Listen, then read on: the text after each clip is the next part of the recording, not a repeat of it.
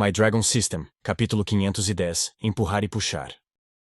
Eles estavam tão perto da fortaleza que ficava no topo da árvore gigante que alguns deles quiseram escalar sem esperar pelos outros e ver o que havia lá naquele exato momento.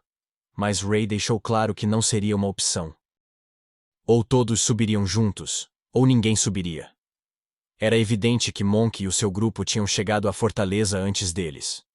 Originalmente, por terem perdido o duelo, se tivessem concordado com os termos, o grupo de Monk teriam tido 3 dias extras para investigar. Devido ao seu ritmo rápido e ao descanso noturno que iriam tomar esta noite, estariam apenas um único dia atrás do grupo dele. A vigilância durante a maior parte da noite era feita por Noir. Ray confiava muito mais nela do que nos outros, e ela aparecia sempre à velocidade da luz quando houvesse problemas. Devido a Noir ser colocada no sistema a maior parte do tempo, ela estava bem descansada. Por isso ficar acordada todo o dia e toda a noite seria um trabalho fácil para ela. Se houvesse alguém em quem ele pudesse confiar que não seria influenciada ou manipulada pela sombra, seria ela. De manhã cedo, quando o sol ainda não tinha nascido completamente e as árvores ainda estavam bloqueando a maior parte dos pequenos raios de sol que tinham, o grupo estava bem desperto. Todos eles sabiam como era importante a tarefa que tinham pela frente. Todos estão prontos para avançar, Marta disse. Mesmo que alguns deles ainda estivessem exaustos e quisessem bocejar, eles os prenderam em suas gargantas por respeito. Eles tinham visto como Ray tinha sido atencioso recentemente e não queriam atrasar mais a viagem.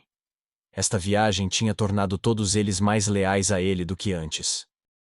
Usando as grandes videiras que ficavam penduradas nas grandes árvores, eles subiam o caminho enquanto puxavam as vinhas braçada após braçadas. Ele agia como um corrimão em uma escada, e devido ao quão íngreme e irregular o chão era, os ajudava a atravessar com mais facilidade. Quem foi o idiota que achou ser uma boa ideia construir uma fortaleza no topo de uma árvore gigante? Flynn reclamou enquanto puxava a videira e avançava. Se você treinasse mais seus antebraços e ombros, seria uma escalada mais fácil. Wendy respondeu, já que ela não estava lutando tanto quanto Flynn. Todos aqueles anos como arco e flecha a fizeram ter braços e mãos incrivelmente fortes.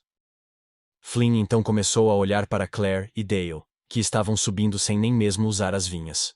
Em vez disso, eles transformaram parcialmente seus braços e mãos, cavando suas garras de lobisomem na própria árvore.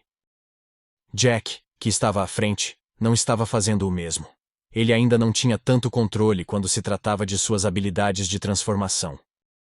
Caraca, isso deve ser maneiro, Flynn disse.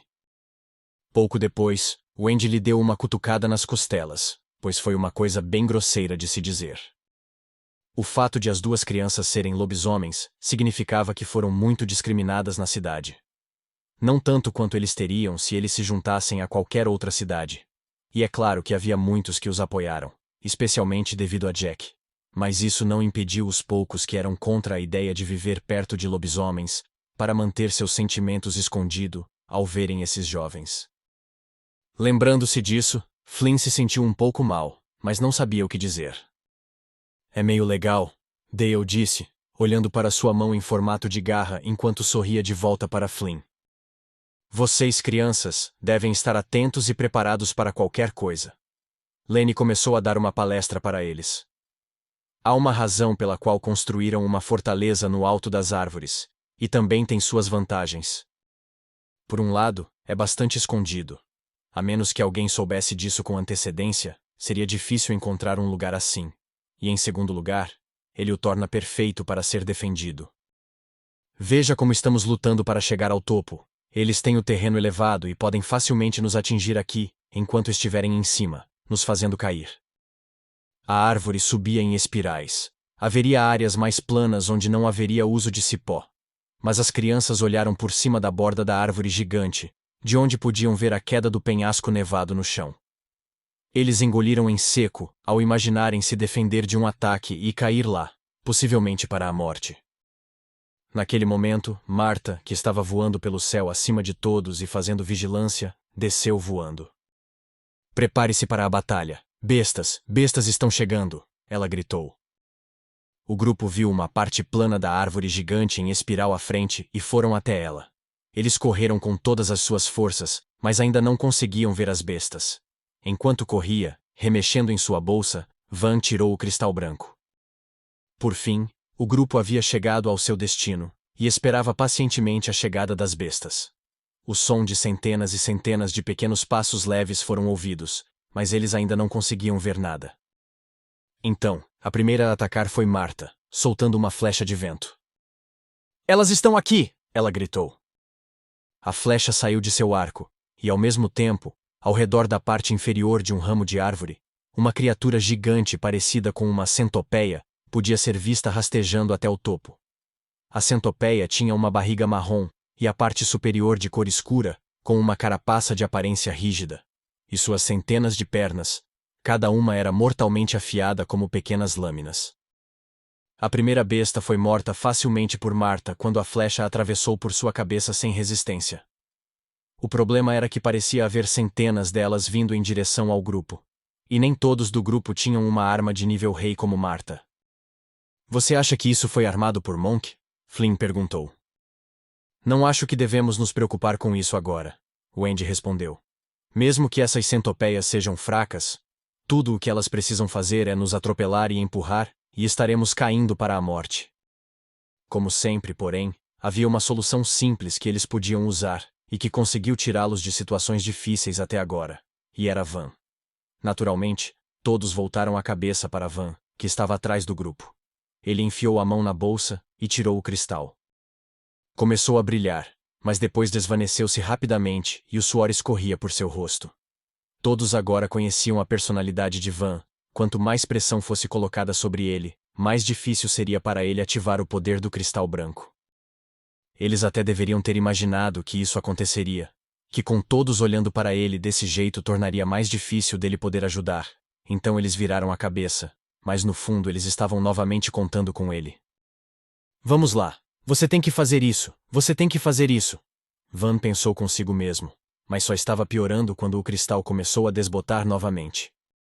"Se eu usar meus poderes mágicos, há uma chance de danificar a árvore", Ray disse.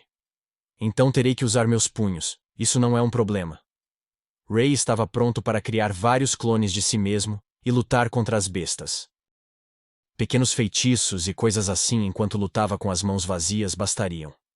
Enquanto os outros entravam em pânico, ele estava tranquilo.